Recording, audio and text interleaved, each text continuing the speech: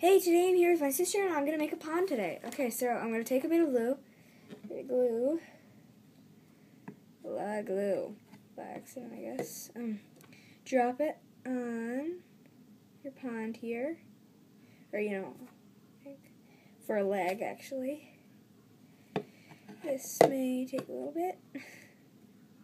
I made this today. Yep, she did. You had that. Oops, I almost went for the other one that was glued. You glue it all on.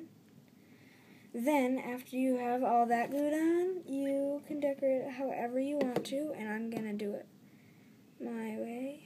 Also, you don't have to have fish beads that I'm using. Okay, then, make sure they're all smooshed down, and now you have that part done. Then, take tape. Oh, first you gotta... And that's how you make your pond. And then you can decorate it however you want to.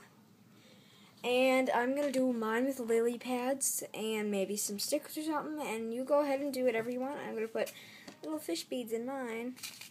Well, bye! Bye!